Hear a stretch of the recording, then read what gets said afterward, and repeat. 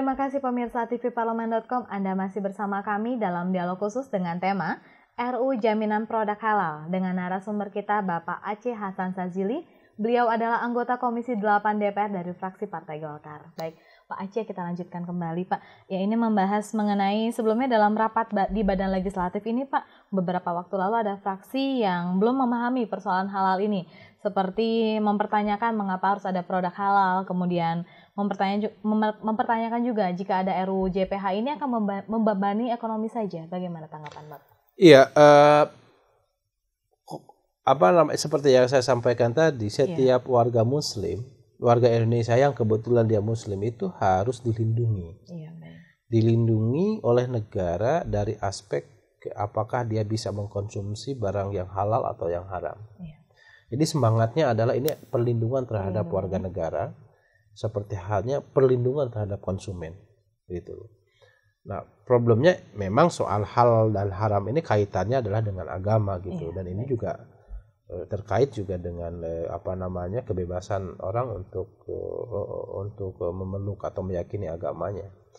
Nah, bahwa di situ ada konsekuensi terhadap beban ekonomi atau ekonomi cost gitu untuk produk suatu produk gitu, memang itu sesuatu yang tidak bisa dihindarkan. Hanya saja, nah di dalam undang-undang ini justru kita ingin bahwa ini jangan sampai membebani bagi pengusaha-pengusaha, terutama pengusaha-pengusaha kecil gitu loh. Dan kalau perlu menurut saya justru negara bisa menjamin bahwa produk-produk itu ya dijamin kehalalannya. Misalnya mungkin ada insentif dari negara terhadap produk-produk yang halal tersebut. Karena begini, kita ini kan di Indonesia ini penduduk terbesar adalah Muslim. Kalau pemerintah atau pengusaha-pengusaha mampu untuk memanfaatkan pangsa pasar Muslim yang besar ini, yang justru mereka ingin bahwa terjamin kehalalannya, maka seharusnya para pengusaha atau pelaku-pelaku ekonomi berusaha sedemikian rupa agar memang menarik atau memanfaatkan pasar Muslim ini dengan produk yang halal tersebut, sehingga justru bukan menjadi beban ekonomi, justru peluang itu bisa menjadi peluang ekonomi gitu loh buat para pengusaha-pengusaha yang ingin memanfaatkan pangsa pasar Muslim. Bisa dibayangkan, Mbak,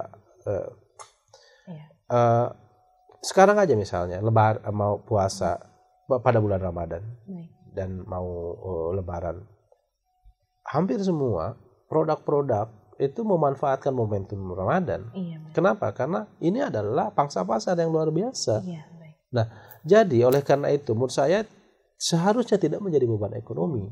Seharusnya ini menjadi peluang ekonomi, bahwa dari situlah di satu sisi bisa orang Muslim bisa terjaga kehalalannya, tetapi di sisi lain justru ini adalah peluang pasar bagi para pelaku-pelaku ekonomi agar produk-produknya itu memang bisa dikonsumsi oleh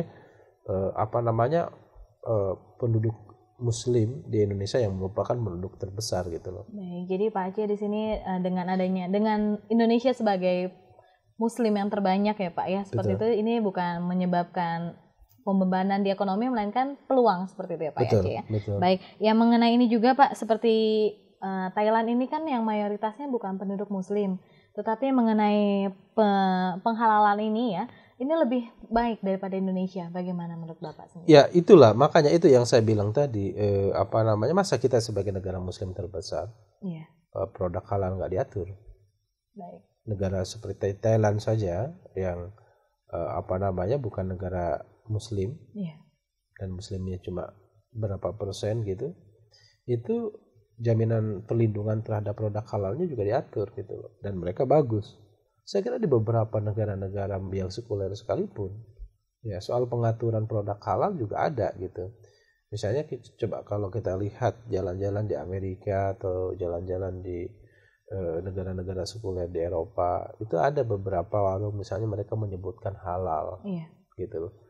Nah, itu kan sebetulnya menunjukkan bahwa memang kalau soal kehalalan seharusnya sudah sejak lama diatur sudah gitu diatur loh. Ya, Pak, karena itu menyangkut dengan kembali kepada soal tadi, perlindungan terhadap warga negara yang kebetulan mereka adalah penduduk muslim gitu. Baik, gitu. Pak Aceh, dialog kan kita lanjutkan kembali, dan pemirsa jangan kemana-mana, tetaplah bersama kami dalam Dialog Khusus TV Parlemen.com.